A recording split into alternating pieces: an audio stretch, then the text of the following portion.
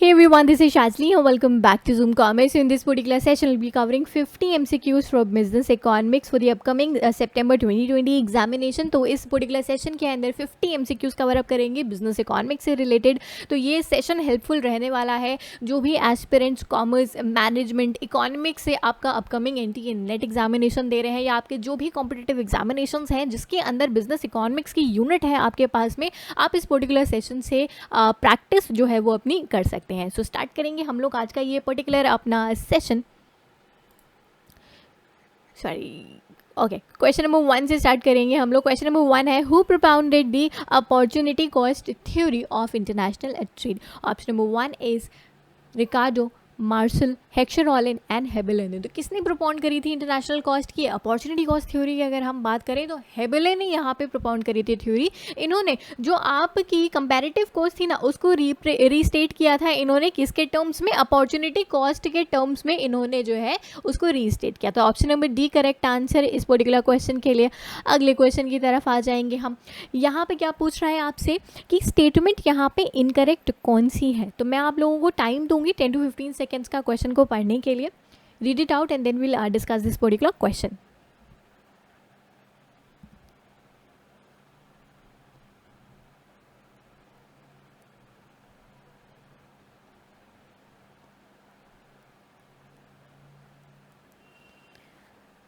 Okay, so which among the following statement is incorrect. गलत statement यानी false statement find out करने के लिए पूछ रहा है. क्या लिखा हुआ है, on a linear demand curve all the 5 forms of elasticity जो है वो हम लोग डिपेक्ट कर सकते हैं एक लीनियर डिमांड कर्व के ऊपर. ऑप्शन नंबर बी में लिखा है, अगर दो डिमांड कर्व जो है लीनियर है और इंटरसेक्ट कर रहे हैं एक दूसरे से, देन जो कोफिशिएंट ऑफ इलास्टिसिटी है वो आपका सेम रहेगा डिफरेंट डिमांड कर्व्स के ऊपर. अब यहाँ पे सेम रहेगा डिफरेंट डिमांड कर्व्स के ऊपर बोल रहा है at the point of intersection, जो कि आपका इनकरेक्ट है. ऑप्शन नंबर सी देखेंगे, कह रहा है if two demand curves linear है और पैरेलल है एक दूसरे के, देन एक पर्टिकुलर प्राइस के ऊपर जो इलास्टिसिटी है, कोफिशिएंट ऑफ इलास्टिसिटी है वो आपका डिफरेंट रहेगा different price different demand curves. क्योंकि जो अगर हम कह सकते हैं डिमांड कर्व ही डिफरेंट है तो ऑब्वियसली बात है कि डिमांड इलास्टिसिटी जो है, कोफिशिएंट ऑफ इलास्टिसिटी भी मेरा डिफरेंट रहेगा.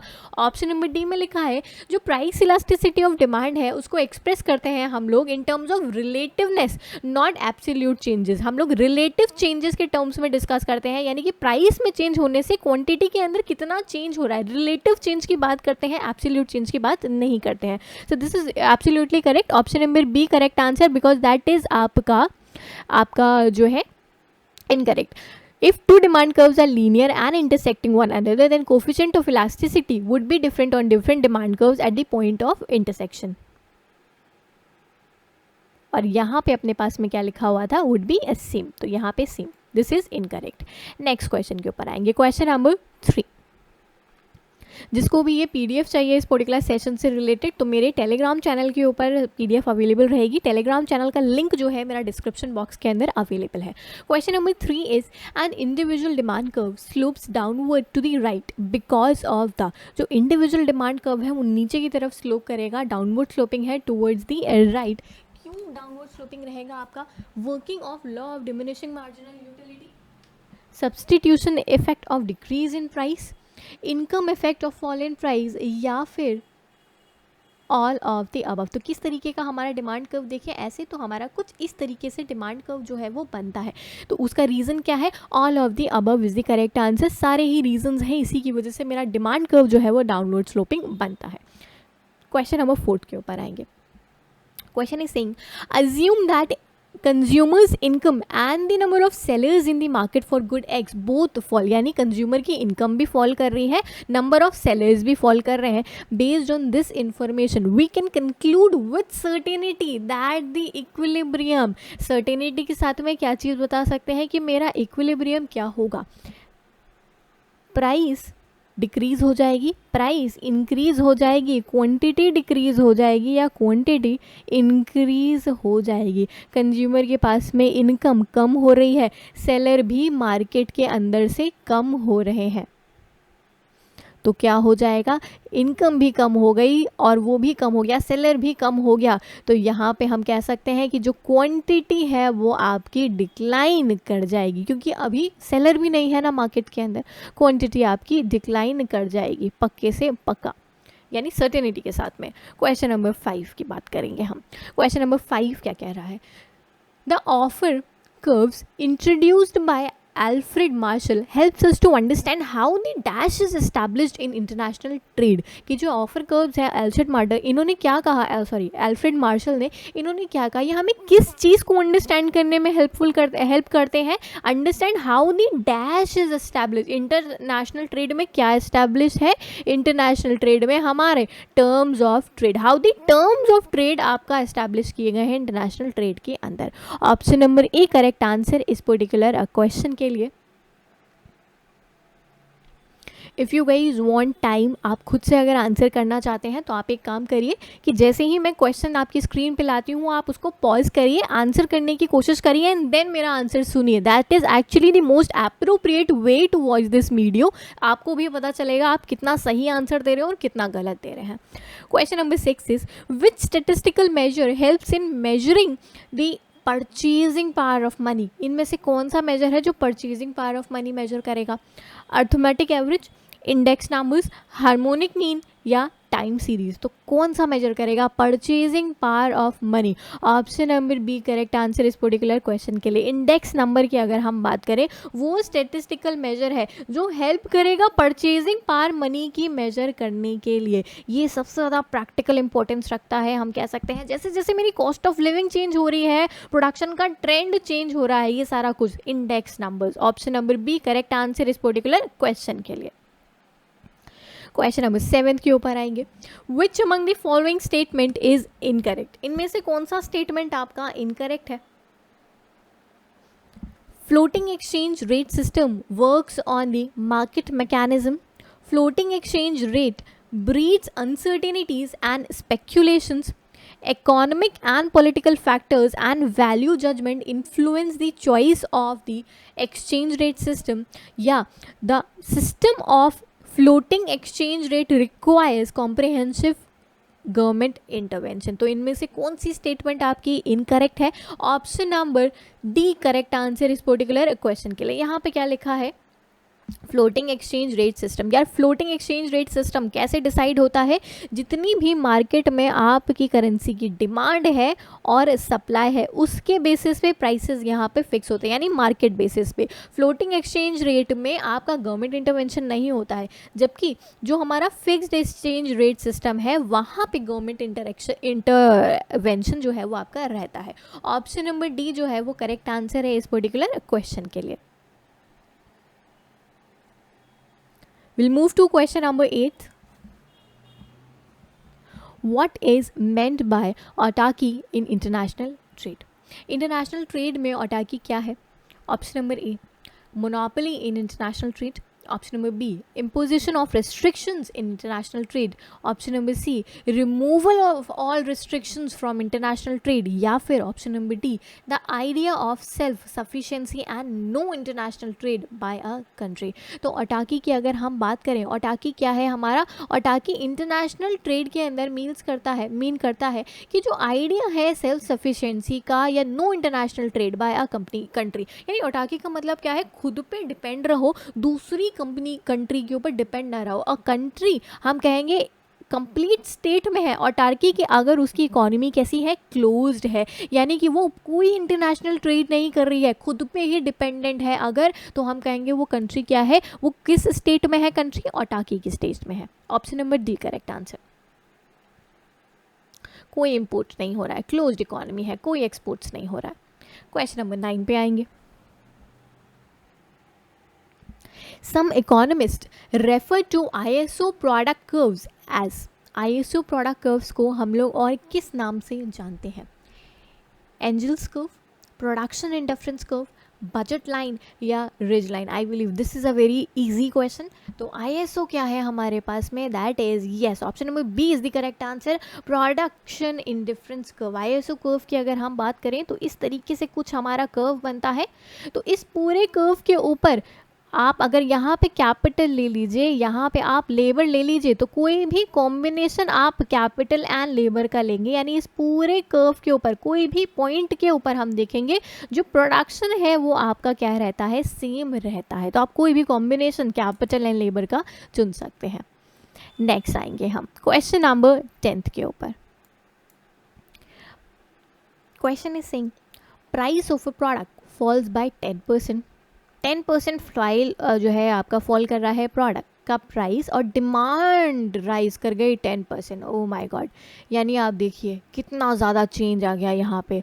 तो इलास्टिसिटी ऑफ डिमांड क्या है आपकी? इलास्टिसिटी यानी कितना इलास्टिक है मेरी डिमांड. ये प्राइस में थोड़ा सा चेंज हुआ तो डिमांड कितनी ज़्यादा मेरी खिंच रही है, कितनी ज़्यादा इलास्टिक है. सामने सामने हमको पता चल रहा है कितनी इलास्टिक है. Yes, option number 3 correct answer इस पर्टिकुलर क्वेश्चन के लिए. 10 से 30 पे पहुंच गए, यानी इलास्टिसिटी कितनी है? 3 टाइम्स आपका चेंज आया. नेक्स्ट,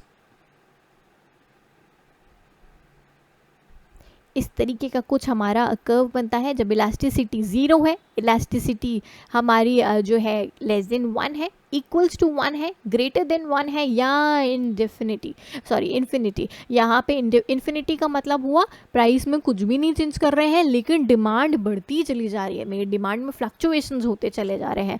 और ये मेरी नेसेसिटी कमोडिटीज़, जहाँ पे हम प्राइस में कितना भी चेंज कर लें मेरी डिमांड के ऊपर कुछ खास फ़र्क नहीं पड़ता. जैसे सॉल्ट वगैरह की प्राइसेस हैं, अगर चेंजेस होते हैं तो हमारी क्वांटिटी डिमांडेड के अंदर इतना कोई खास फ़र्क नहीं पड़ता. नेक्स्ट क्वेश्चन नंबर 11 आपकी स्क्रीन के ऊपर. If elasticity of demand is low it shows that the commodity is a necessity, a luxury, has little importance in total budget, या फिर ए एंड सी बोथ. अगर इलास्टिसिटी ऑफ डिमांड बहुत कम है यहाँ पे, इसका मतलब क्या होगा? इसका मतलब होगा ऑप्शन नंबर डी, यानी हमारी प्राइस चेंज करने से डिमांड में कुछ खास फ़र्क नहीं पड़ रहा है. तो या तो मेरे बजट में वो बहुत ज़्यादा इंपॉर्टेंट नहीं है, यानी बहुत छोटा सा हिस्सा पे करना पड़ रहा है मुझे उस पर्टिकुलर चीज़ को ख़रीदने पे, या तो फिर हम कह सकते हैं वो मेरी नेसेसिटी है, ज़रूरत है, उसके बिना सर्वाइव करना पॉसिबल नहीं है तो मुझे ख़रीदना ही पड़ेगा. सॉल्ट वगैरह का आप एग्जाम्पल ले सकते हैं, मैच बॉक्स का आप एग्जाम्पल ले सकते हैं, बहुत छोटा सा क्वान्टिटी हमें स्पेंड करना पड़ता है, 1 रुपये 50 पैसे ऐसा. नेक्स्ट आएंगे question number 12. When demand is perfectly inelastic, मेरी डिमांड कैसी है? परफेक्टली inelastic है, और मैं इंक्रीज़ कर रही हूँ प्राइस, तो डिमांड क्या होगी मेरी? रिजल्ट क्या निकल के आएगा? अच्छा, डिमांड कैसी है? Perfectly inelastic. इनइलास्टिक यानी खींच ही नहीं रही है, बिल्कुल इनइलास्टिक है. तो अगर मैंने प्राइस इंक्रीज़ कर दिए तो मेरा एग्जैक्टली टोटल रेवेन्यू भी इंक्रीज़ हो जाएगा, क्योंकि पहले मैं 10 रुपये पे, फॉर एग्जाम्पल मैं 10 रुपये पे 10 कमोडिटीज़ बेच रही थी तो मेरे को 100 रुपये का टोटल रेवेन्यू आ रहा था. मैंने क्या किया? प्राइस इंक्रीज़ कर दी. मेरी डिमांड में अगर चेंजेस ही नहीं हुए, क्योंकि डिमांड क्या है? परफेक्टली इनइलास्टिक है, तो अभी मेरे को 120 रुपीज़ मिलेंगे ना, टोटल रेवेन्यू इंक्रीज़ कर जाएगा. क्वेश्चन नंबर 13 पे आएंगे. 10 rupees is the equilibrium price for good x. 10 रुपये क्या है? इक्विलिब्रियम प्राइस है. अगर गवर्नमेंट फिक्स कर रही है प्राइस 5 रुपये पे, तो ये क्या है? 10 रुपये इक्विलिब्रियम प्राइस है लेकिन गवर्नमेंट ने 5 रुपये का प्राइस फिक्स कर दिया. What is it then? There is a option number A, एक 10 रुपीज़ शॉर्टेज हो जाएगी. इसका मतलब गवर्नमेंट ने 5 रुपये फिक्स कर दिया, इक्विलिब्रियम प्राइस हमारा 10 रुपीज़ का है, शॉर्टेज अराइज कर जाएगी. Option number A correct answer इस पर्टिकुलर क्वेश्चन के लिए.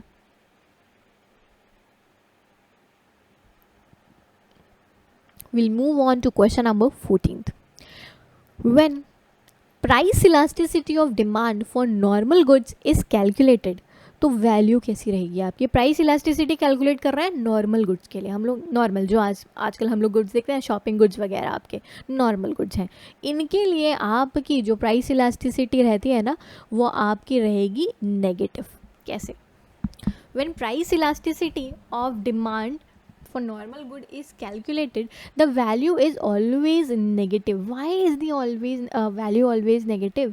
क्योंकि PET की अगर हम बात करें, प्राइस इलास्टिसिटी की यहाँ पे बात हो रही है क्वेश्चन के अंदर, तो जो परसेंटेज चेंज है क्वांटिटी डिमांडेड का to 1% change in price, this is what मेरा PED इज़. अब अगर मेरा PED coefficient is usually negative, क्यों नेगेटिव है? क्योंकि जो इकोनॉमिक्स है वो इकोनॉमिक्स जो है हालांकि ऑफन इग्नोर कर देते हैं हमारे साइंस को, और अगर हम एब्सोल्यूट वैल्यू की बात करें तो जो डिमांड है गुड्स की, हमारे नॉर्मल गुड्स की जो डिमांड है वो रिलेटिवली इन इलास्टिक रहेगी अगर जो पीईडी का कोफिशिएंट है वो लेस देन 1 आया है आपका। और लेस देन 1 क्या, ये ऑलमोस्ट हमेशा क्या ऐसा रहता है आपका, नेगेटिव इन नेचर रहता है। लेकिन नेगेटिव वैल्यू जो है वो इकोनॉमिस्ट इग्नोर करते हैं, तो हम लोग इसको कैसे कंसिडर करते हैं कि ये मेरा लेस देन 1 है। हालांकि होता कैसा है, नेगेटिव के अंदर होता है आपका।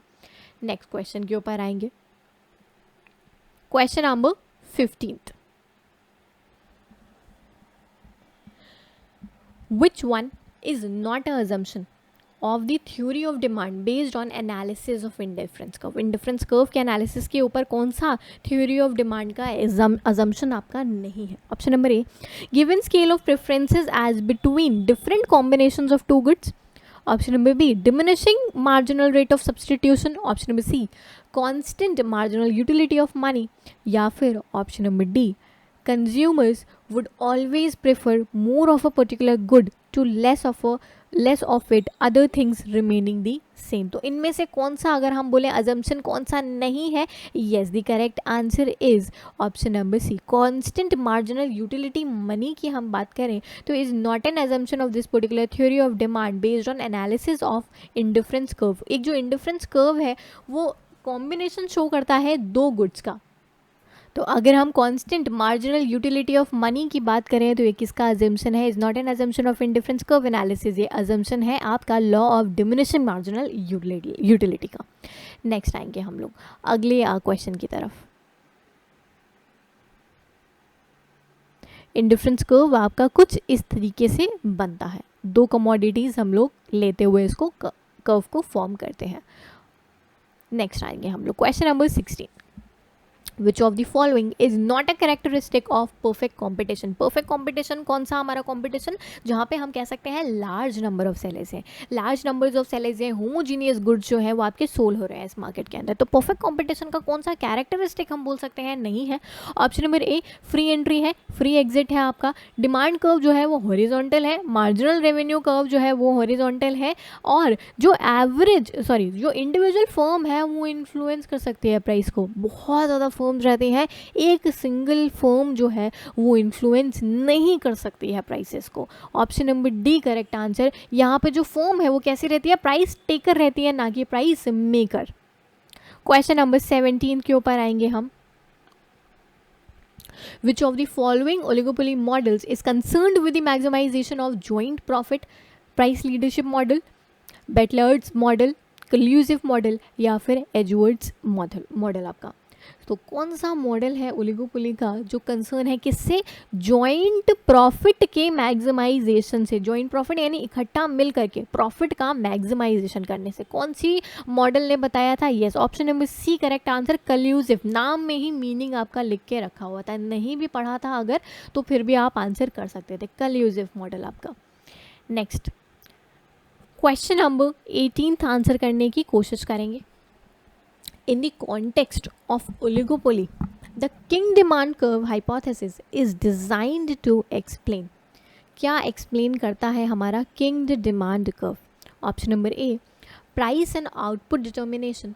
Option number B, price rigidity. Option number C, price leadership. या फिर option number D, that is collusion among rivals. तो क्या बताता है किंग डिमांड कर्व की अगर हम बात करें? यस, प्राइस रिजिडिटी बताने की कोशिश करता है। तो किंग डिमांड कर्व की अगर हम बात करें तो कुछ इस तरीके से ये मेरा डिमांड कर्व यहाँ से ऐसे टिल्टेड फॉर्मेट में रहता है। इस तरीके से किंग डिमांड कर्व हमारा बनता है। नेक्स्ट क्वेश्चन नंबर 19 की बात करेंगे। Question number 19 is saying the revealed preference theory deduces the inverse price relationship from. कहाँ से डिड्यूस करेगी? Inverse price relationship. Option number A, assumption of indifference, फिर postulate of utility maximisation, observed behaviour of the consumer, या फिर introspection. तो revealed preference theory कहाँ से निकालती है? यहाँ से हम कह सकते हैं कहाँ से ड्राइव करके लाती है, कहाँ से डिड्यूस करती है इनवर्स प्राइस रिलेशनशिप को? कहाँ से करती है हमारा? Yes, option number C correct answer इस पर्टिकुलर क्वेश्चन के लिए, observed behaviour of the consumer आपका। Inverse price quantity relationship. Question number 20, अगर एक फर्म शट डाउन कर जाए temporarily, it will incur loss equal to, तो कितना लॉस होगा? Option number A, average fixed cost के बराबर लॉस होगा। Option number B, average variable cost के बराबर लॉस होगा। Option number C, total fixed cost के बराबर लॉस होगा। या फिर option number D, total variable cost के बराबर लॉस आपका होगा। तो अगर फर्म शट डाउन कर रही है टेम्परेली, अगर भाई शट डाउन कर रही है इसका मतलब कोई भी आउटपुट नहीं हो रहा है, आउटपुट नहीं हो रहा है तो हम कह सकते हैं वेरिएबल कॉस्ट तो होगी ही नहीं, केवल और केवल कौन सी कॉस्ट अकर कर रही होगी? फिक्स्ड कॉस्ट अकर कर रही होगी आपकी। तो टोटल फिक्स्ड कॉस्ट के बराबर आपका लॉस होगा, या हम कह सकते हैं आपका खर्चा टोटल फिक्स्ड कॉस्ट के बराबर होगा। क्वेश्चन नंबर 21 के ऊपर आएंगे। Identify the author of Principles of Political Economy and Taxation. Author कौन है principle of political economy and taxation? Option number A, Alfred Marshall. Option number B, J S. Mill. Option number C, David Ricardo. या फिर option number D, A. Turgot. Correct answer is, सबसे famous answer दिया होगा आप लोगों ने, तो correct answer is आपका एडम स्मिथ। आधे लोग सोच रहे होंगे कि ये मार्शल की लिखी हुई है, बट दिस इज़ आपका पॉलिटिकल एग्जाम। इसकी अगर हम बात करें तो this is a book by David Ricardo. David Ricardo में इसके अंदर प्रेफरेंस दी है बहुत सारी थियरीज़ को, जैसे आपके एडम स्मिथ की थी, स्टुअर्ट की थी, टॉगॉर्ड की थी, इसीलिए यहाँ पे इनके सबके नाम लिखे हुए थे। बट इन्होंने हम कह सकते हैं सेटिस्फैक्ट्री इन्फॉर्मेशन नहीं लिखी हुई है फ्रॉम द टॉपिक्स की अगर हम बात करें रेंट, प्रॉफिट, वेजेस वगैरह में।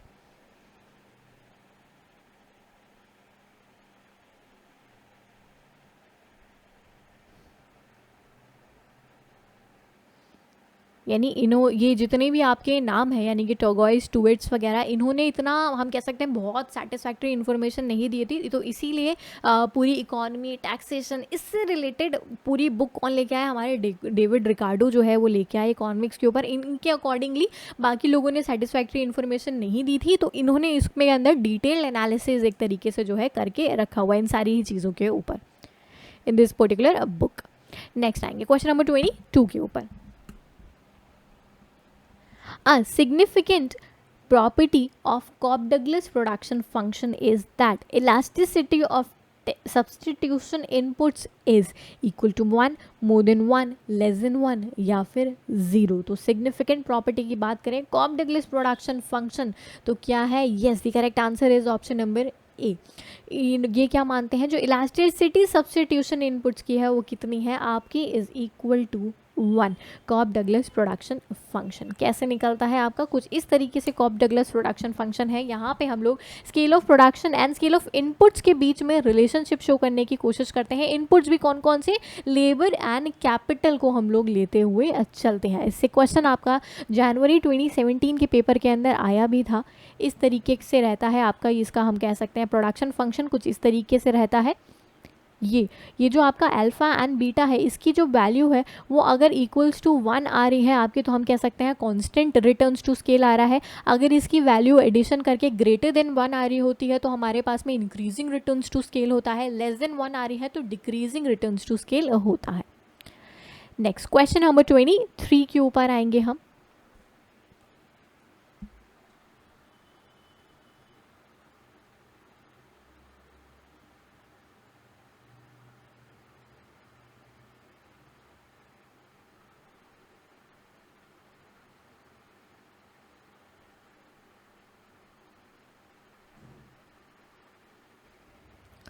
The cost which a firm incurs for purchasing या hiring factors, implicit cost, explicit cost, real cost या फिर नॉमिनल कॉस्ट। तो जो एक्चुअल में हम कॉस्ट इनकर कर रहे हैं परचेज करने के लिए, किसी चीज़ को हायर करने के लिए, वो कौन सी कॉस्ट है? मेरी एक्सप्लिसिट कॉस्ट है। इम्प्लिसिट कॉस्ट कौन सी होती है?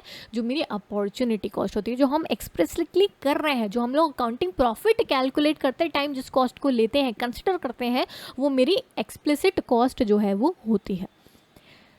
नेक्स्ट क्वेश्चन नंबर 24 के ऊपर आएंगे। परचेजिंग पावर पैरिटी थ्योरी की अगर हम बात करें तो केम इनटू प्रोमिनेंस इन 1916 किसकी राइटिंग के थ्रू आई थी? परचेजिंग पावर पैरिटी थ्योरी की अगर हम बात करें, किसकी राइटिंग्स के थ्रू आई थी आपकी ये theory? J.M. Keynes, L.E. Von Mises, Gustav Cassel या F.A. Von Hayek? तो किसके थ्रू आई थी? Yes, the answer is option number C. तो यहाँ पे गुस्ताव कैसल के थ्रू ये थ्योरी आई थी। परचेजिंग पावर पैरिटी की अगर हम बात करें तो ये मैक्रो इकोनॉमिक्स एनालिस्ट जो कंट्रीज़ हैं वो यूज़ करते हैं जब हम लोग कंपेयर करते हैं अपना प्राइसेस बास्केट ऑफ गुड्स, यानी कि हम बहुत सारे गुड्स रखते हैं, डिफरेंट डिफरेंट कंट्रीज़ में क्या क्या प्राइसेस हैं, यानी वो पर्टिकुलर गुड्स को हम डिफरेंट डिफरेंट करेंसीज़ में कितना पैसा लगा करके खरीद सकते हैं। फॉर एग्जांपल मैंने कुछ पर्टिकुलर गुड्स रखे, अब इसको मैं देखूंगी कि कितने यूरो से हम ये पर्टिकुलर गुड्स को खरीद सकते हैं, या कितने डॉलर से इस पर्टिकुलर गुड्स को खरीद सकते हैं, या कितने रुपीज़ से इन पर्टिकुलर गुड्स को खरीद सकते हैं। दिस इज़ व्हाट मेरा परचेजिंग पावर पैरिटी, यानी कि इसकी परचेजिंग पावर कितनी है, इसकी परचेजिंग पावर कितनी है, इसकी परचेजिंग पावर कितनी है अगर मुझे ये गुड्स जो है वो खरीदने हैं तो दिस इज व्हाट आपका ये थ्योरी ने बोला। नेक्स्ट आएंगे क्वेश्चन नंबर 25। अगर रेट ऑफ इंटरेस्ट 10% है तो present value 100 of rupees 100 received in 1 years time is? Option number A 90, option number B 90.9, option number C 95 या फिर option number D that is 110। तो रेट ऑफ इंटरेस्ट अगर 10% है तो present value कितनी हो जाएगी? 100 की। Yes, a very basic question, option number B correct answer इस पर्टिकुलर क्वेश्चन के लिए। कैसे निकालते हैं? आप अपने कैलकुलेटर पे डिवाइड करके देख लीजिएगा, आंसर आपका निकल के आ जाएगा 1.10 से, या 1.1 भी करेंगे तो सेम आएगा। तो जितना भी आपका यहाँ पे इंटरेस्ट फैक्टर रहता है उससे आप डिवाइड कर लीजिएगा, आपका आंसर निकल के आ जाएगा।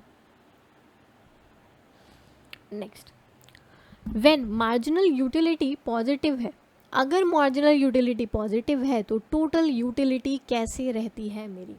इंक्रीज करेगी, डिक्रीज करेगी, कांस्टेंट रहेगी या हाईएस्ट पे चली जाएगी? तो मार्जिनल यूटिलिटी और टोटल यूटिलिटी की बात करें तो मार्जिनल यूटिलिटी पॉजिटिव है ना जब तक, तो टोटल यूटिलिटी मेरी इंक्रीज करती रहती है। और जिस पर्टिकुलर टाइम पे मार्जिनल यूटिलिटी मिनिमम पे रहेगी, टोटल यूटिलिटी आपकी जो है मैक्सिमम पे रहेगी। और जैसे ही मार्जिनल यूटिलिटी डिक्लाइन कर जाएगी, या हम कह सकते हैं नेगेटिव में आने लग जाएगी, तो टोटल यूटिलिटी भी मेरी डिक्लाइन करने लग जाती है। कुछ इस तरीके से देखिए कर्व इसका बन के आता है आपका। इसको मैं थोड़ा सा ऐसे कर देती हूँ तो आपको ज़्यादा क्लियरली दिखेगा। दिस इज़ टोटल यूटिलिटी देखिए, एंड दिस इज़ मेरा मार्जिनल यूटिलिटी। ये मैक्सिमम कब होगा? जब ये 0 पे रहेगा, और जैसे ही ये नेगेटिव में गया वैसे ही ये क्या है देखिए डिक्लाइन कर रहा है। टोटल यूटिलिटी, मार्जिनल यूटिलिटी आपका अभी जैसे नॉर्मली डिक्रीज करेगा तब तक मेरी टोटल यूटिलिटी बढ़ती रहती है। इस तरीके का कर्व जो है वो आपका फॉर्म करता है। नेक्स्ट आ जाते हैं क्वेश्चन नंबर 27।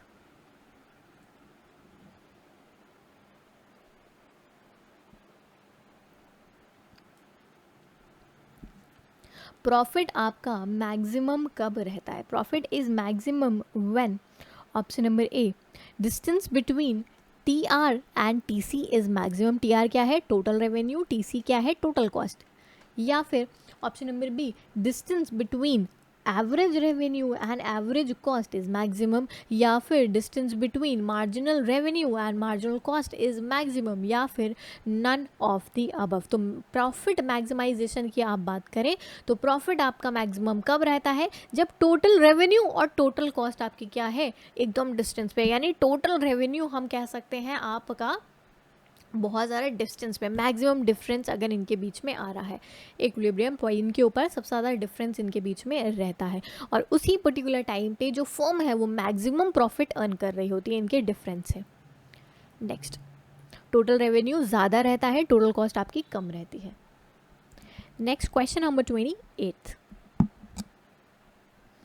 अगर आपको सेशन अच्छा लग रहा है अभी तक के, तो प्लीज़ सेशन को लाइक और कमेंट करना नीचे मत भूलना, जस्ट फॉर दी फीडबैक कि कैसा था, what I can improve and anything whatever your request are कि मुझे और क्या वीडियोस बनानी चाहिए आगे, किस तरीके से MCQs मेरे को लेके आने चाहिए, MCQs और टफ लाऊं, थोड़ा सा लोअर लेवल लेके आऊँ, for what examinations you want me to make videos, सारा कुछ आप कमेंट डाउन कर सकते हैं, whatever your requests are. Question number 28 के ऊपर आएंगे. Marginal utility is equal to average utility at what time when average utility is. Marginal utility average utility के बराबर रहती है एट दैट टाइम. उस टाइम पे जो एवरेज यूटिलिटी है वो कैसे रहती है, इंक्रीज कर रही होती है, मैक्सिमम रहती है, फॉल कर रही होगी या मिनिमम रहती है. ये बेसिक क्वेश्चंस है, बेसिक आपके चार्ट से या हम कह सकते हैं ग्राफ के क्वेश्चंस हैं. उस पर्टिकुलर टाइम के ऊपर मैक्सिमम रहती है एवरेज यूटिलिटी आपकी. जब मार्जिनल यूटिलिटी आपकी इक्वल है एवरेज यूटिलिटी के, एम यू आपके इक्वल है ए यू के, तो उस टाइम पे जो ए यू है वो आपकी कैसी रहती है, मैक्सिमम पॉइंट पे रहती है. Question number 29. According to Marshall the basis of consumer surplus is law of diminishing marginal utility, law of equi marginal utility, law of proportions या फिर ऑल ऑफ द अबव. तो मार्शल के accordingly जो basis है consumer surplus का वो क्या रहेगा, बेसिस कंज्यूमर सरप्लस का क्या है आपका, option number A, law of diminishing marginal utility. हम जैसे जैसे परचेज करते हैं कमोडिटी को और वैसे वैसे मेरी हम कह सकते हैं जो मार्जिनल यूटिलिटी है वो राइज कर जाती, डिक्लाइन कर जाती है, रिड्यूस कर जाती है. सिंस जो प्राइस है वो मेरा फिक्स्ड है for all the units of good जो हम लोग परचेज कर रहे हैं, हमको एक्स्ट्रा यूटिलिटी मिलेगी. ये जो एक्स्ट्रा यूटिलिटी है ये आपकी क्या है, consumer surplus. Question number 30. Price taker firm की बात हो रही है और इनमें से कौन सी कैरेक्टरिस्टिक नहीं है प्राइस टेकर फर्म की बात करें. Total revenue is equal to price into quantity, average revenue is equal to price, negatively slope demand curve होगा उनका, या फिर मार्जिनल रेवेन्यू जो है प्राइस के बराबर रहेगा. तो इनमें से कौन सा हम कह सकते हैं प्राइस टेकर फर्म का कैरेक्टरिस्टिक्स नहीं है, option number C correct answer. Negatively demand curve उनका स्लोप नहीं करता है प्राइस टेकर फर्म की अगर हम बात करें, ये इनकी कैरेक्टरिस्टिक नहीं है. अब price taker lacks enough market part, the objective of market to influence the prices of goods और सर्विसेज. तो यहाँ पे ये इन्फ्लुएंस नहीं कर पाते हैं, this is not a characteristic. Question number 31 पे आएंगे, sorry question number 31. If lowering of taxes fares, sorry what I'm reading, if lowering of fares reduces in railways revenue and increasing of fare increases, then the demand for railway travel has price elasticity of, यानी कि जब ये अपने prices गिरा रहे हैं तो इनका revenue increase कर रहा है और जैसे ही ये अपने prices को increase कर रहे हैं तो इनका revenue या हम कह सकते हैं इनकी जो demand है वो कैसी हो रही है. If the lowering of taxes, okay sorry price, हाँ आपने प्राइसेस इंक्रीज़ किए तो आपका जो रेवेन्यू है वो आपका इंक्रीज़ कर गया. सॉरी मैंने डिमांड ले लिया था. तो यहाँ पे इलास्टिसिटी की बात हो रही है कि इलास्टिसिटी कौन सी है, तो इलास्टिसिटी यहाँ पे कौन सी है, option number B correct answer इस पर्टिकुलर क्वेश्चन के लिए. तो इसका मतलब मेरी जो इलास्टिसिटी है वो लेस देन 1 है आपकी. यहाँ पे करके देख लेते हैं. 10 रुपीज़ था और 10 रुपीज़ की डिमांड हो रही थी, सॉरी 10 क्वांटिटी की डिमांड हो रही थी. This is quantity, this is price, तो टोटल रेवेन्यू 100 रुपीज़ का. राइट, लोअरिंग किया यानी हमने लोअर डाउन किए हैं अपने फेयर्स को. तो अभी मैंने मान लीजिए लोअर डाउन कर दिया फेयर्स को, तो यहाँ पे इलास्टिसिटी अगर मेरी लेस देन 1 है तो इसका मतलब मेरी क्वांटिटी डिमांडेड इतनी इंक्रीज़ नहीं करेगी हम बोले तो. तो अब यहाँ पे इनका रेवेन्यू आप देखिए, सॉरी मैंने 1000 लिख दिया है, तो यहाँ पे इनका रेवेन्यू डिक्लाइन कर गया है. कब, जब मेरी प्राइस इलास्टिसिटी कैसी है, लेस देन 1. नेक्स्ट आएंगे क्वेश्चन नंबर 32 के ऊपर. When as a result of decrease in price of goods the total expenditure made on it decreases, we say that the price elasticity of demand is.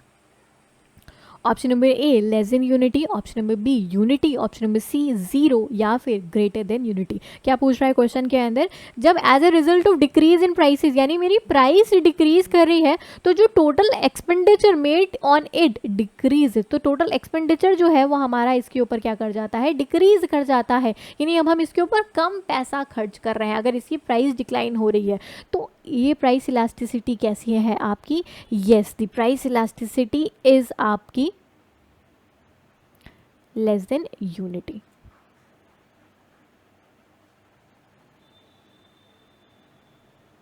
Question number 33 के ऊपर आएंगे. Kinked demand curve model oligopoly assumes that. तो kinked demand curve की यहाँ पे बात हो रही है कि किंग डिमांड कर्व क्या अज्यूम करता है. Response to a price increase is less than the response to a price decrease. Response to a price increase is more than the response to a price decrease. Response to a sorry elasticity of demand is constant regardless of whether price increases या decreases, या फिर elasticity of demand is perfectly elastic if price increases and perfect inelastic अगर price मेरा क्या हो रहा है, decrease कर रहा है. तो king demand curve की अगर हम बात करें तो king demand curve मॉडल आपका क्या assume करते हुए चलता है. Yes, option number A correct answer इस पर्टिकुलर क्वेश्चन के लिए. ये क्या बोले हैं, ये क्या बोलते हैं कि अगर प्राइस इंक्रीज कर रहा है, response to price increase less रहेगा in response to price decrease. यानी कि जब भी एक फर्म प्राइसेस को इंक्रीज करेगी, दूसरे लोग रेस्पॉन्स नहीं देंगे, इनकी डिमांड डिक्लाइन कर जाएगी और इनको वापस प्राइस कम करना पड़ेगा. लेकिन अगर ये प्राइस डिक्रीज करते हैं तो सारे लोग प्राइस डिक्रीज कर लेंगे और इनको कुछ खास फायदा नहीं मिलेगा. किसने बोला? King demand curve model. इस तरीके से डिमांड कर्व आपका बनता है, कुछ इस तरीके से किंग फॉर्म में, टिल्टेड फॉर्म में. क्वेश्चन नंबर 34 के ऊपर आएंगे. If all the inputs are tripled and resultant output is doubled, this is called. Input को आप ट्रिपल कर रहे हैं यानी बढ़ा रहे हैं और आपका जो आउटपुट है वो डबल हो रहा है, क्या है? कांस्टेंट रिटर्न्स, इंक्रीजिंग, डिक्रीजिंग या नेगेटिव रिटर्न्स. तो यस, यहाँ पे आपका आंसर इज डिमिनिशिंग रिटर्न्स. जितना भी आप इनपुट बढ़ा रहे हैं, इनपुट अगर आप 20% से इंक्रीज कर रहे हैं और आपका आउटपुट 20% से ही इंक्रीज किया तो ये हो गया कांस्टेंट रिटर्न्स. अगर इनपुट 20% से बढ़ाया, आउटपुट 10% ही बढ़ा तो ये डिमिनिशिंग रिटर्न्स. इनपुट 20% बढ़ाया, आउटपुट 40% बढ़ गया तो ये क्या हो गया? मेरा इंक्रीजिंग रिटर्न्स टू स्केल हो गया. नेक्स्ट क्वेश्चन के ऊपर आएंगे. Question number 35. The diamond water controversy is explained by. Diamond water controversy किसने एक्सप्लेन करी?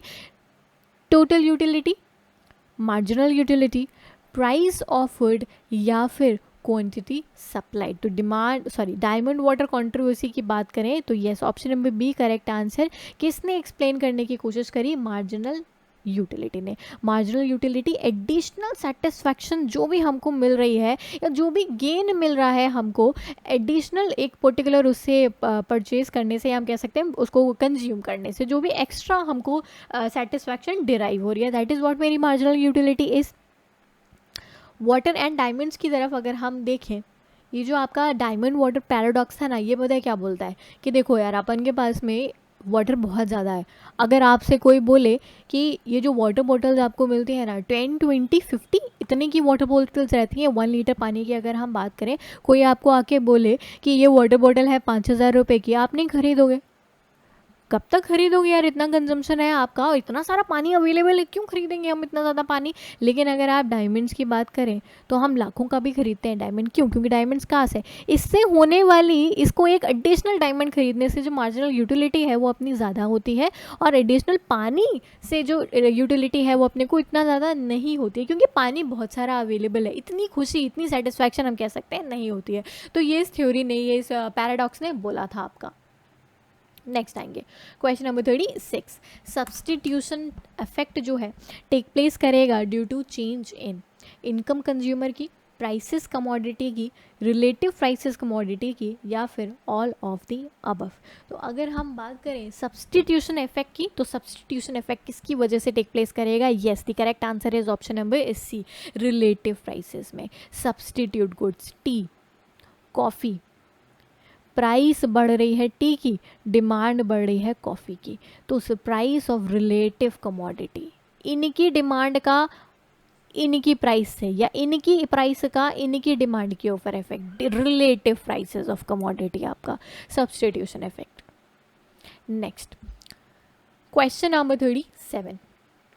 इन long run all firms in monopolistic competition earn super normal profit, earn normal profit, earn incur losses, may earn super normal profit या losses. तो यहाँ पे अगर हम बात करें मोनोपोलिस्टिक फर्म लॉन्ग रन की यार बात कर रहा है, लॉन्ग रन में जितनी भी फर्म है ना वो क्या अर्न करती हैं, नॉर्मल प्रॉफिट ही अर्न करती हैं, क्योंकि इनका कहना ये है कि लॉन्ग रन की अगर हम बात करें सुपर नॉर्मल प्रॉफिट अगर आ रहा है ना किसी एक इंडस्ट्री के अंदर, तो क्या होगा, अगर सुपर नॉर्मल प्रॉफिट है तो बहुत सारी और फर्म्स आ जाएंगी और लॉन्ग रन में वो प्रॉफिट आपका खा जाएंगी, मार्केट शेयर आपका खा जाएंगी, तो क्या होगा, नॉर्मल प्रॉफिट ही आपको मिलेगा।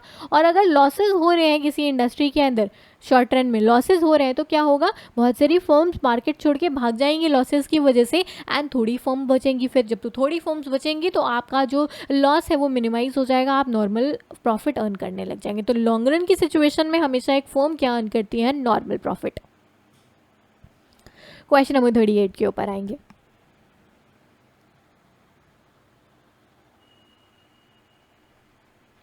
In long run equilibrium, the pure monopolistic can make pure profits because of option number A, blocked entry, option number B, the high price he charges, option number C, the low LAC cost यानी long run average cost, या फिर advertising. तो जो long run equilibrium है pure monopolistic firm का, तो यहाँ पे हम लोग प्योर कह सकते हैं प्रॉफिट किसकी वजह से आता है, हमको प्योर प्रॉफिट किसकी वजह से आएगा लॉन्ग रन के अंदर, बिल्कुल इक्विलिब्रियम पोजीशन। इन लॉन्ग रन इक्विलिब्रियम जो प्योर मोनोपोलिस्टिक है वो प्योर प्रॉफिट कमाएगा ब्लॉक्ड एंट्री की वजह से। बैरियर्स आपके हम कह सकते हैं रोक देंगे, फर्म आ नहीं पाएगी मार्केट के अंदर, तो अब हम लोग जो बचे हैं वो क्या है, प्रॉफिट अर्न करेंगे। प्योर प्रॉफिट्स की यहाँ पे बात हो रही है। Next question number 39, which of the following about short run and long run is false. Short run long run की बात करें तो इनमें से कौन सा आपका फॉल्स है, तो फॉल्स स्टेटमेंट की बात हो रही है। A firm might quote its short run cost as cost of producing different output levels over a period of months. A firm might quote its long run cost as the cost of producing different output levels over a period of an hour. A firm might quote both its short run cost and its long run cost as the cost of producing different output levels over a period of week, या फिर option number D, short run cost are always lower than long run cost. आपका कौन सा statement यहाँ पे अगर हम देखें तो आपका फॉल्स है, तो कौन सा स्टेटमेंट आपका फॉल्स है, yes option number D. Simple सा आप एक ट्रिक लगा लीजिए, अगर आपके क्वेश्चन के अंदर ना 2-3 वर्ड्स हैं वो गिवन है ना, ऑलवेज, ओनली, ऐसा करके वर्ड्स गिवन है ना, तो वो स्टेटमेंट आपकी 99% टाइम जो है ना वो फॉल्स निकलती है। नहीं भी समझ आए ना क्वेश्चन तो ट्रिक लगा के देख लो, फॉल्स निकलेगी 99% टाइम्स। लेकिन थोड़ा सा लॉजिक लगा के ट्रिक लगाना कि पता चला आपका क्वेश्चन 1% कैटेगरी को बिलोंग कर रहा है। Okay, so option number D correct answer. हमेशा यार कैसे लोअर हो सकती है, कभी कभी ज़्यादा भी तो हो सकती है ना शॉर्ट रन की कॉस्ट अपनी, हमेशा कैसे लोअर कर जाएगी आपकी। नेक्स्ट, सारे एक्सप्लेनेशंस, पूरी पीडीएफ, पूरा सारा कुछ फ्री ऑफ कॉस्ट अवेलेबल है टेलीग्राम चैनल के ऊपर। आप टेलीग्राम चैनल ज्वाइन करके ये जो पीडीएफ है ये वहाँ से आप डाउनलोड करके रिवाइज वगैरह कर सकते हैं। क्वेश्चन नंबर 40 की बात करें, which of the following statement about a profit maximising firm जो है वो फॉल्स है। प्रॉफिट मैक्सिमाइजिंग फर्म के बारे में कौन सी स्टेटमेंट गलत है, फॉल्स है। It might set its daily output at a higher level in short run than in long run. It might set its daily output at a lower level in the short run than in long run. It has a daily output at 0 in the short run. It would be sure to have a total cost of 0. Option number D.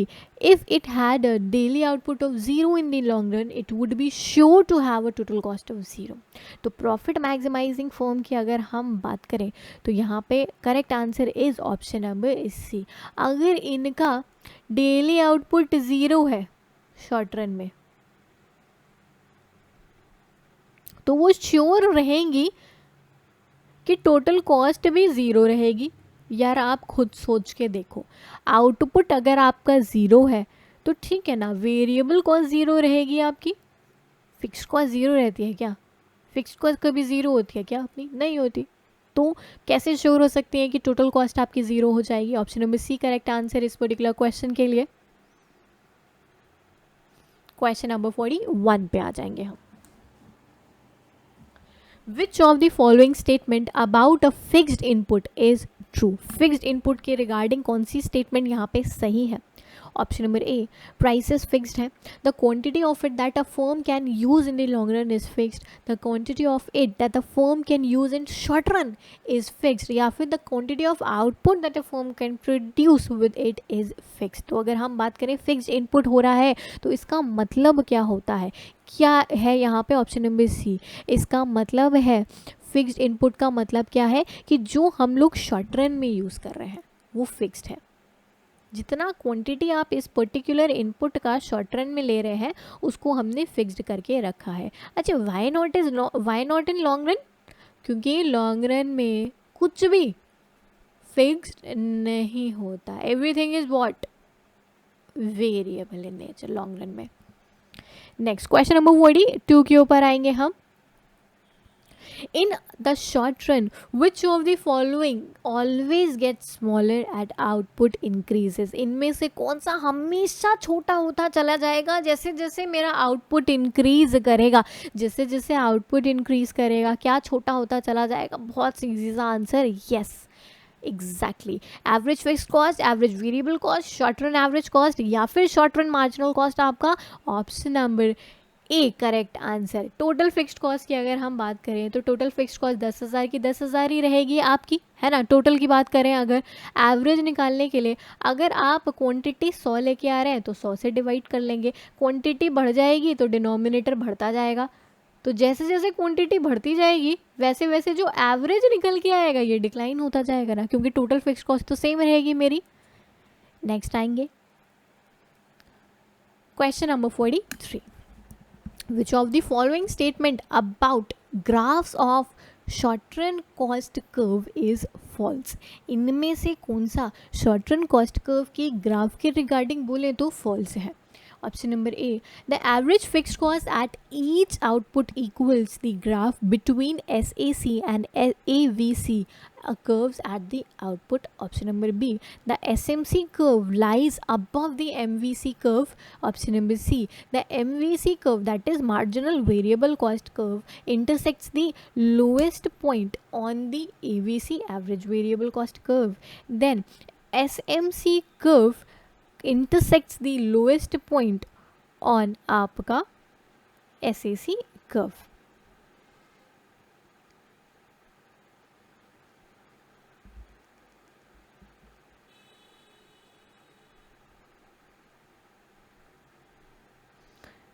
Hopefully अभी तक question आप लोगों ने पढ़ लिया होगा।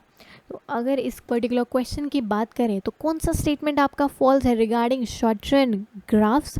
Option number B correct answer इस particular question के लिए। जो आपका SMC है और जो आपका MVC है, SMC और MVC जो है वो आपका हम एक्चुअली कंसाइड करता है टू सी वाई। रिमेंबर, आप ये याद रखिएगा, तो जो MVC है आपका वो एक चेंज शो करता है टोटल वेरिएबल कॉस्ट के अंदर फर्म की। अगर मेरा आउटपुट चेंज हो रहा है तभी तो ना मार्जिनल में चेंज आएगा मेरा। वाइल जो मेरा, अगर हम बात करें SMC की, ये चेंज कब शो करता है? जब मेरी शॉर्ट रन टोटल कॉस्ट अगर मेरी चेंज हो रही है बाय वन आउटपुट, अगर हम प्रोड्यूस कर रहे हैं एक आउटपुट बढ़ने से जो मेरी मार्जिनल कॉस्टिंग के अंदर चेंज आ रहा है, SMC कॉस्ट के अंदर मेरी चेंज आ रही है। नाउ शॉर्ट रन की अगर हम बात करें तो एक फर्म चेंज करेगी अपना आउटपुट एक यूनिट से तो it can change the quantity of variable input it uses, but यहाँ पे क्वांटिटी फिक्स्ड इनपुट्स की मेरी चेंज नहीं होती है। तो जो चेंज हो रहा है टोटल कॉस्ट के अंदर वो इक्वल हो जाएगा चेंज जितना भी मेरे वेरिएबल इनपुट की कॉस्ट हो रही है उसके अंदर। क्योंकि जो शॉर्ट रन की बात करें तो शॉर्ट रन के अंदर जो फिक्स्ड इनपुट्स हैं वो आपके चेंज नहीं होते हैं, केवल और केवल वेरिएबल इनपुट्स के अंदर चेंजेस आएंगे। Option number B correct answer इस पर्टिकुलर क्वेश्चन के लिए। क्वेश्चन नंबर 44 के ऊपर आ जाते हैं। Read out this particular question.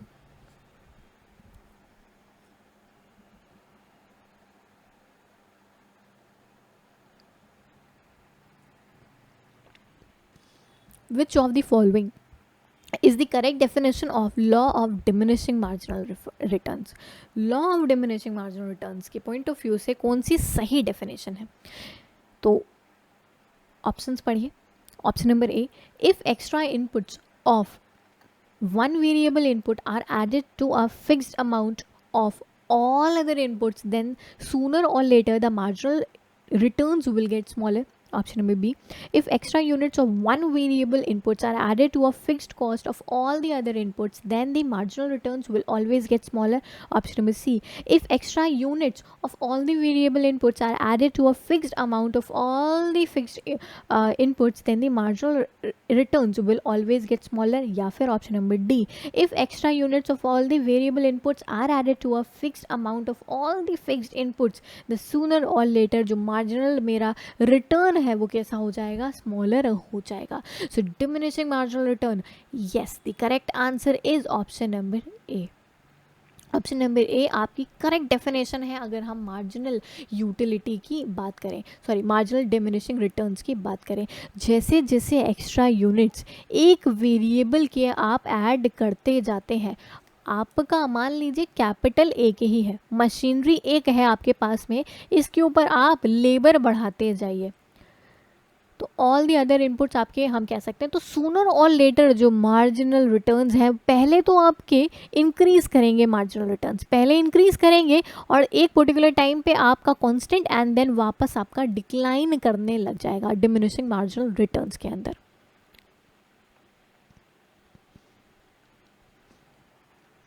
Question number 45, which of the following statement about economies of scale आपकी फॉल्स है.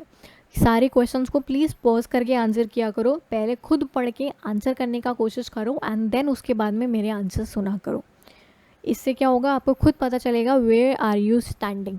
अपना पोजिशन पता होना बहुत ज़्यादा ज़रूरी है for any examination you are appearing for.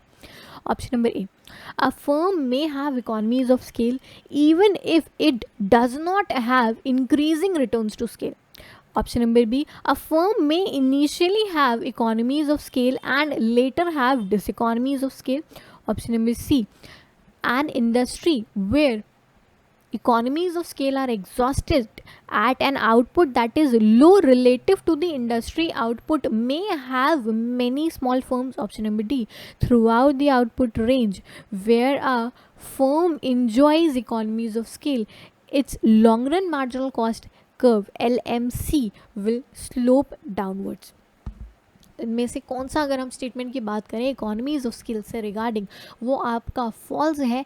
Yes the correct answer is option number D. यहाँ पे क्या लिख के रखा है ऑप्शन नंबर डी की अगर हम बात करें तो जैसे जैसे आउटपुट आपका इंक्रीज करेगा, यानी बोल रहे हैं through out the output range जो फर्म एंजॉय कर रही है, long run marginal cost curve जो है आपका वो डाउनवर्ड स्लोप करेगा. थ्रू आउट की यहाँ पे बात कर रही है, through out economies of scale slope downward, but LMC जो है वो स्लोप अपवर्ड करती है. स्टार्टिंग में मेरी कॉस्ट इंक्रीज करती है ना, स्टार्टिंग में इंक्रीज करती है एक पर्टिकुलर टाइम के बाद में एंड देन उसके बाद में डिक्लाइन करती है जैसे जैसे आउटपुट इंक्रीज करता है.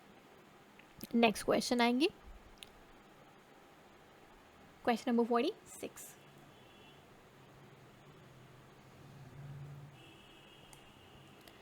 Which of the following statement about average cost curve is false? Average cost curve की यहाँ पे बात हो रही है, तो इनमें से कौन सा स्टेटमेंट अगर हम बात करें एवरेज कॉस्ट कर्व के रिगार्डिंग आपका फॉल्स है? Option number A, it's SAC curve will stay put if the price of an input that is fixed in the short run increases. Option number B, if its SAC curve will shift upwards if the price of an input that is variable in the short run increases. Option number C, its SAC curve will generally lie above the LAC curve. या फिर option number D, its LAC curve will shift upwards if new firms enter its industry and there are external diseconomies of scale. तो अगर हम बात करें average cost curve की तो इनमें से कौन सी चीज़ आपकी गलत है? यहाँ पे स्टेटमेंट देखे रखी है, फॉल्स देखे रखी है. यस, ऑप्शन नंबर 1 ही आपका इनकरेक्ट था. SAC कर्व जो है यहाँ पे क्या लिखा है, stay put if the price of an input that is fixed in the short run increases. अगर आपका जो प्राइस है वो इंक्रीज़ कर रहा है तो इन्होंने कहा एसएससी कर्व जो है वो स्टे पुट वहीं पे ही आपका रहेगा. This is actually not correct. Option number A correct answer इस पर्टिकुलर क्वेश्चन के लिए because that is an incorrect statement. Question number 47. So third last question. अभी तक भी अगर सेशन लाइक नहीं किया है और कमेंट में मुझे फीडबैक नहीं दिया है तो प्लीज़ मुझे फीडबैक दे देना कमेंट के अंदर so that I can help you guys in the further sessions as well. Option number 47 sorry question number 47 की बात करें. Suppose a profit maximising firm faces a rise in the wage rate it pays which of the following would definitely stay the same. अगर profit maximising firm है और wage rate increase कर रहा है तो इनमें से कौन सी चीज़ हम कह सकते हैं सेम रहेगी definitely. Choices of production, expansion path, isoquant line या फिर प्रोडक्शन फंक्शन. डेफिनेटली ये बात करा यानी डेफिनेटली ये तो सेम रहेगी ही रहेगी आपका. तो क्या चीज़ आपकी डेफिनेटली सेम रहेगी? आपका प्रोडक्शन फंक्शन. प्रोडक्शन फंक्शन क्या है? सेट ऑफ आइसोक्वोंट्स जो शो करेंगे कि हमको कितना प्रोड्यूस करना है, कितना क्वांटिटी, कितना कॉम्बिनेशन इनपुट का लग रहा है मेरा. दिस इज व्हाट आपका क्या रहेगा? कांस्टेंट रहेगा definitely.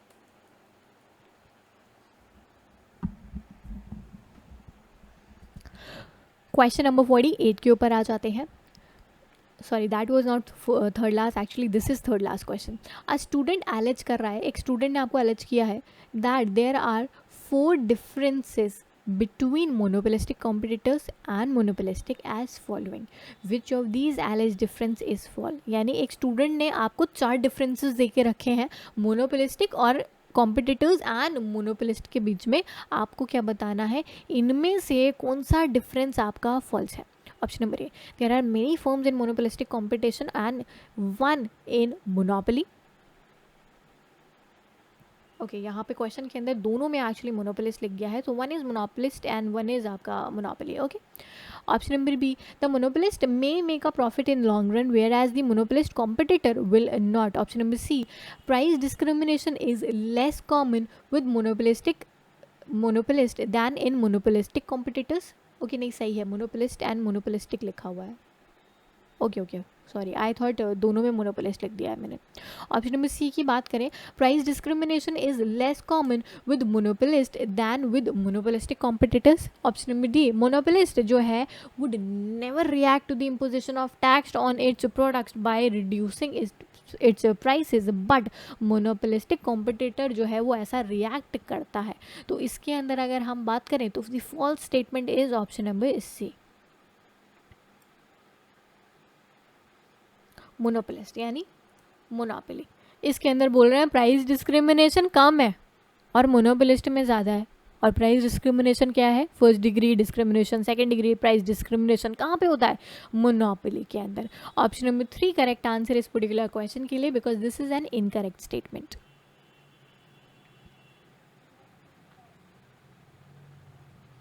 Suppose the CAP reduces the tariff on imports of a certain foodstuff from outside the EU.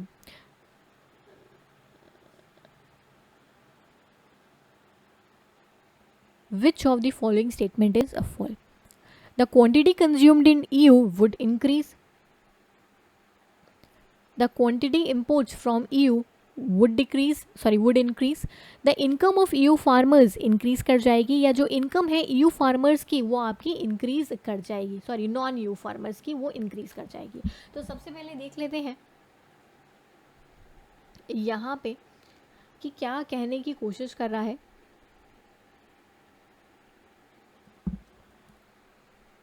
अगर टैरिफ इंपोर्ट्स के ऊपर सर्टेन फूड स्टफ का जो कि बाहर से आ रहा है यानी इंपोर्ट टैरिफ इन्होंने क्या किया है अपना रिड्यूस कर दिया.